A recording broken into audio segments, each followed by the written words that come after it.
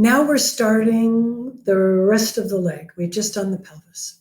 So here you can see the entire leg all put together, right? We've got the thigh bone, which is called the femur. We've got the shin bone, which is called the tibia. We have got the kneecap, which is known as the patella. And we have got a smaller, slender bone that is also part of the calf area that is called the fibula. One of the things I want to make a point of before I go any farther is that you need to come up with all of these words and spell them properly. And I want to make a point that if you put the word fibia or the word tibula as an answer, you will get 0 credit for that, right? Not just a spelling error.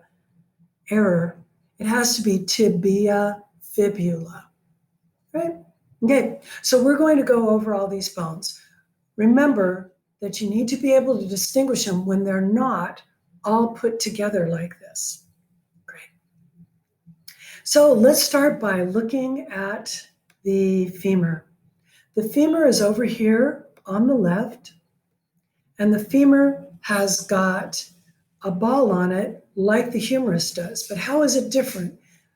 I've got a whole video on how to distinguish the different bones from each other when you see them by themselves. But one of the things that I notice is that the humerus had kind of like a half ball, and this one is more like a 3/4 ball. Also, the humerus the ball was just kind of smashed onto the top of the bone there, whereas the femur has got this slender neck attaching the ball to the length of the bone, and that's how I distinguish them. Some people distinguish them by the distal end of the femur. Remember, distal means farther away. Right? So what do you need to know about the femur? You need to know the head of the femur. Gosh, that's not even hard, right? And then you need to know that there are 2 trochanters and 2 condyles. Great. First of all, let's think about the leg bone, particularly the femur. Do you see how this part here is going to be in towards our pelvis, right? So here's going to be your little pelvis, and it's going to be inward. That means the head of the femur is on the medial side of the bone. So this is our medial condyle, right? On this side of the bone, medial condyle. And the greater trochanter is on the lateral side of the bone where the lateral condyle is. Condyles are big, knobby joint surfaces. That's what a condyle is. We've got condyles of the distal femur that will form a joint with, articulate with, condyles here of the tibia when we get there. So the head of the femur is on the medial aspect of the femur, and the greater trochanter is on the lateral aspect. By the way, when you feel your hip bones, like right this, you feel your hip bones, you're actually bouncing your carpals against your greater trochanter, right? The lesser trochanter. The lesser trochanter is distal to the head of the femur, and it's on the medial aspect of the femur, and it also is smaller than the greater trochanter. By the way, remember, you're not being graded on how you pronounce trochanter, but on how you spell it. So my TAs very often will pronounce this trochanter just to make sure that everyone spells it right. All right, that's it for the femur. Now, the femur is going to articulate here with the proximal end of the tibia. The proximal end of the tibia, let me get out my laser pointer, the proximal end of the tibia also has condyles, medial and lateral. Now, how are you going to know the medial and the lateral condyle? Because you don't have that nice head of the femur to orient you. Here's what you do have. You have this thing called the medial malleolus.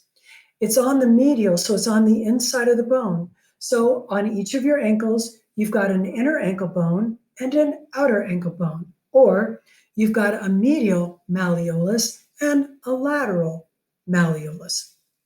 The medial malleolus is on your tibia. The medial malleolus, I remember it's called the malleolus because when you hit your ankle, it hurts bad. And the Spanish word for bad is mal. So it's medial malleolus, right? The lateral malleolus is the end of the fibula. And your outer ankle bone is the lateral malleolus. You do have to remember which one's medial and which one's lateral. I think that's the hard part. Let's talk about the tibial tuberosity. The tibial tuberosity is this lumpy area on the front of the proximal end of the tibia. Your tibial tuberosity is where the patellar tendon attaches to the tibia so that the strong muscles of the front of your thigh can straighten out your leg, can extend your knee. All righty.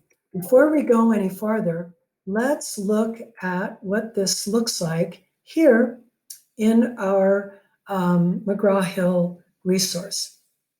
So the head of the femur, that's the ball that goes into this ball and socket joint. The socket is called the acetabulum, right? The greater trochanter is lateral. That's what you feel when you hit your hip bones. The lesser trochanter is medial and smaller. That's the lesser trochanter. Let's look at the patella. There you are.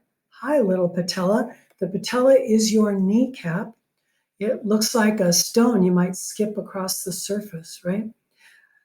The medial condyle of the femur, that's the inner knobby part, joint surface of the femur. And the lateral condyle of the femur. Now, we don't have those parts. Do I have the tibia? Oh, okay. Here's the tibia. That's the whole tibia. And here's the tibial tuberosity. So in real life, you've got strong muscles of your front of your thigh. You might refer to them as the quadriceps group. A tendon connects those and includes the patella, and that tendon attaches here to the tibial tuberosity. Terrific. Let's see, what else can we see? Can we see the femur? Oops, anterior. All right, I don't think there's anything too much for us to see there. Can we see the tibia, please? Okay, here's the tibia and the fibula. The tibia and the fibula. Remember, we need to know that this is the medial malleolus. That's the medial malleolus, right? Since that's the medial malleolus, that makes this up here the medial condyle. That makes this out here the lateral condyle.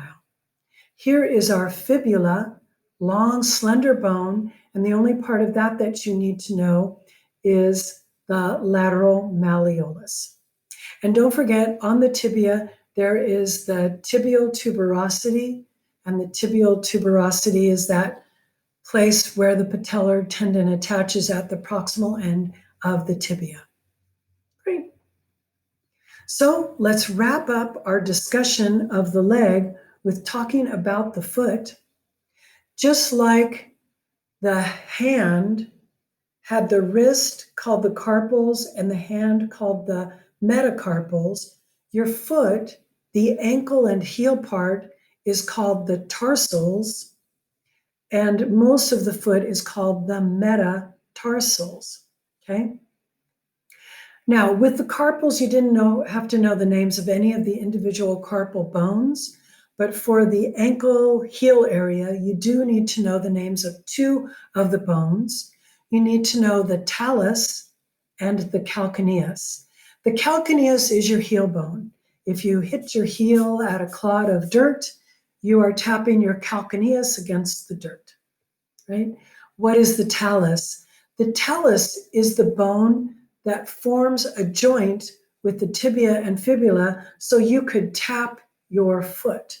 If you are tapping your foot in time to the music, you are moving your tibia and fibula against the talus. The metatarsals make up most of the foot, and the Oh, good. Here we go. This is what I wanted. Okay. So here is our talus. It's got a joint surface so it can articulate with the tibia and fibula. Here is the calcaneus. That is our heel bone. All of these are called tarsals. And then we've got the metatarsals, just like we had carpals and metacarpals.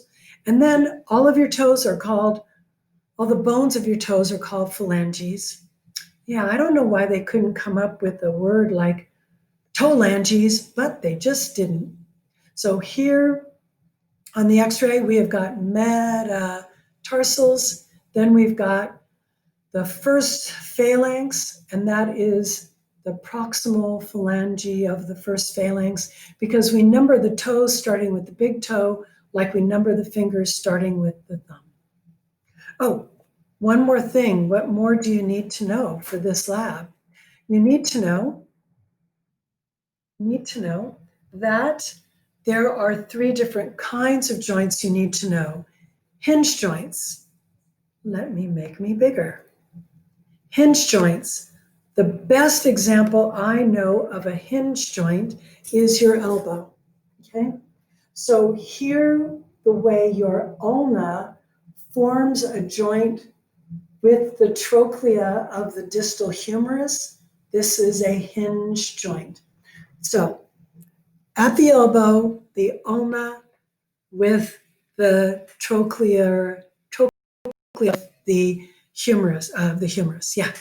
And then a pivot joint. You can do this, right? And the reason you can do this is because the head of the radius pivots on the capitulum of the distal humerus, and that is an excellent example of a pivot joint. Ball and socket joints, shoulder and hip, right? So know those 3 types and their examples. Then when it comes to the types of movements, these are particularly important, not just for this week, but 2 weeks from now when we get to muscles, all right? So flexion and extension. Anytime a joint gets bent, flexion. A joint gets straightened, extension. So 1 and 2, they kind of go together. They're opposites of each other, right? 3 and 4, abduction, ABD, and adduction, ADD. They're opposites of each other too. So abduction is when a limb is carried away from the midline of the body. So if someone gets abducted, they get carried away. This is abduction of my arm, and adduction of my arm would be if it gets carried across the midline, all right? So a soccer kick with your leg would be an example of adduction, ADD, like adding and subtracting, right? And then you don't have to know 5, 6, 7, 8, yay, but you do have to know 9, 10. Plantar flexion is pointing your toe. Dorsiflexion is bringing your toe up towards your knee. All right, that's it. I'll see you in the next lecture.